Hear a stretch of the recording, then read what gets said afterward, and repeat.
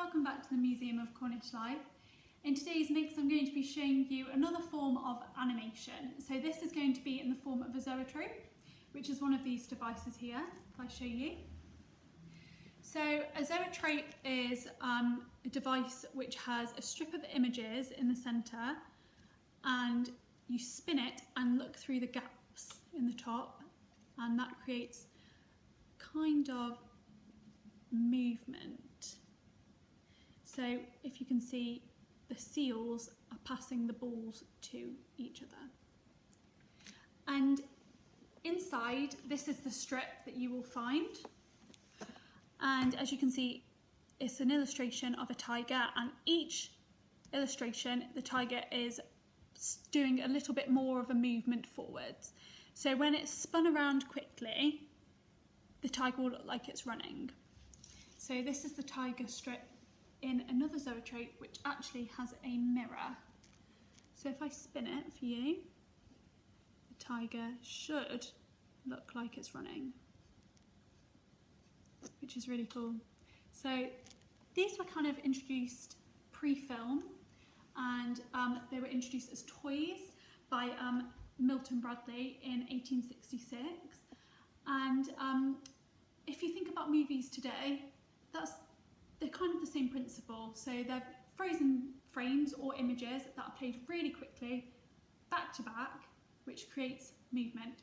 So these devices are pretty much the same, and they create the illusion of movement. We're going to show you how to make one now.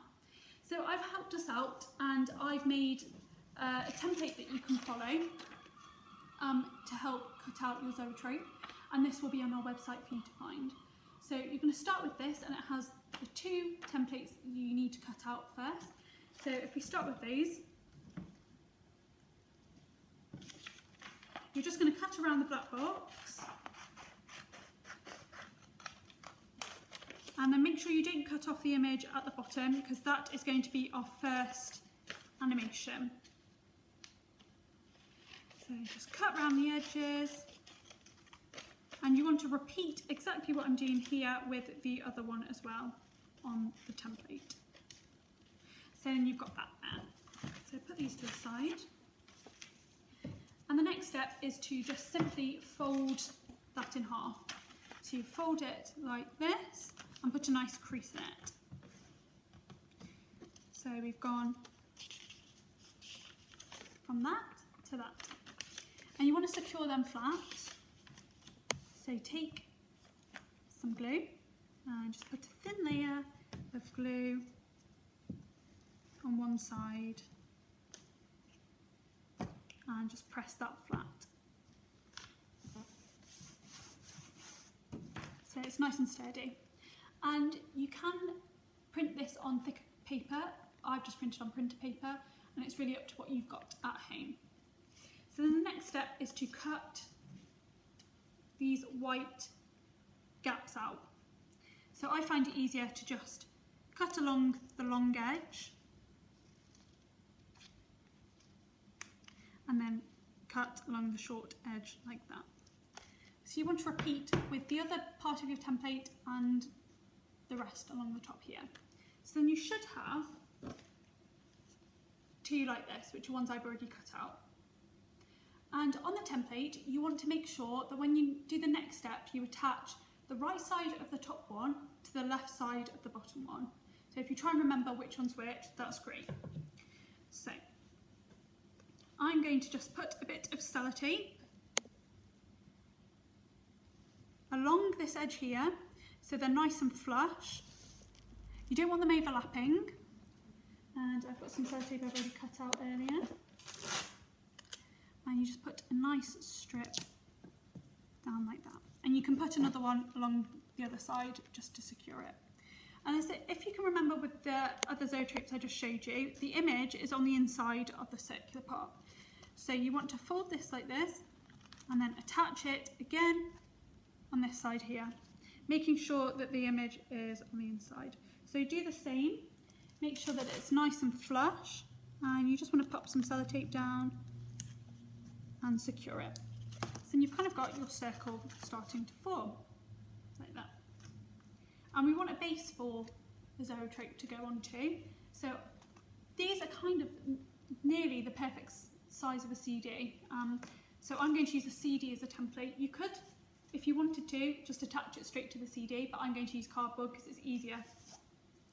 So you draw around the CD to get the perfect circle. And then you just want to cut that out with scissors.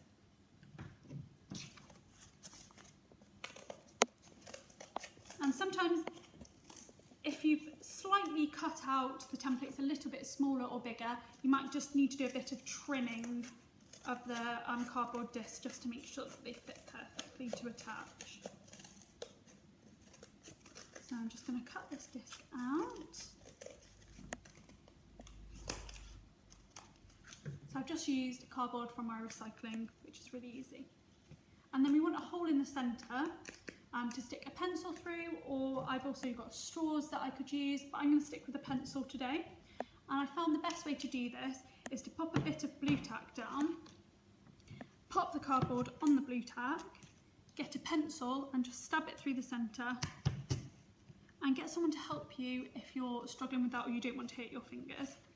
And the blue tack just stops it from going through into the table.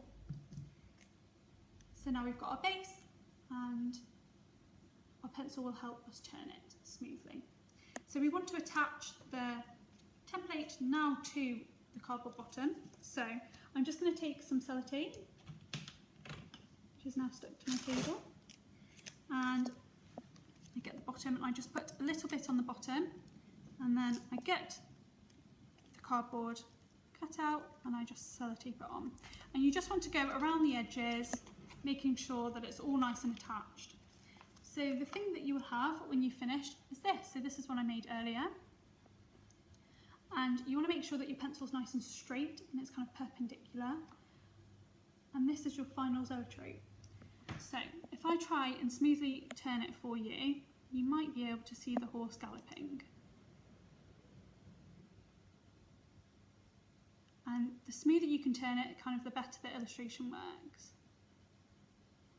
And you can experiment with speeds just to see what works for you. So that's what I made earlier with the template. And if you don't have a printer, what you can do is use our template as a guide. And I've just got some card here, and I've cut that out in the same shape as the template. And you just want to make sure that your card kind of fits the rim of your cardboard at the bottom, and each gap here is the same size, and each bit in between is exactly the same size as well. And there's 12 gaps in this one. So if you wanted to create your own illustration, you could do, and I've done one here. So I've taken just some simple printer paper, and I've cut two exactly the same strips and attached them in the middle. And you want to make sure that this whole strip here is 36 centimetres long, and that'll fit pretty perfectly into your zoetrope. And then I've marked off each box to draw my illustration in, and those are 3 centimetres, and there's 12 of them.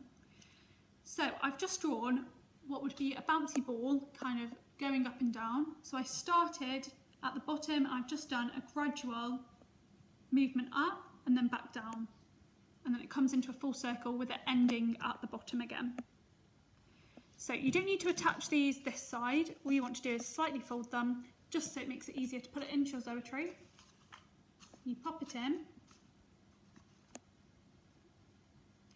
and then you've got your other illustration in it. So I'm going to try again and turn the bouncy ball for you. So it's working my side, so hopefully you can kind of get the idea, but when you make your own, you'll be able to see really clearly. There we go. And you can make any illustration you want. There's loads of inspiration online for that, or you can be creative and make your own up. Just remember that you want each gap to be exactly the same size, and each illustration to slightly move forwards with the next movement to come back to a complete circle to be stood still. So I hope you enjoy making your zoetropes, and thank you for joining us, and don't forget to join us for the rest of the week for more creative animation crafts.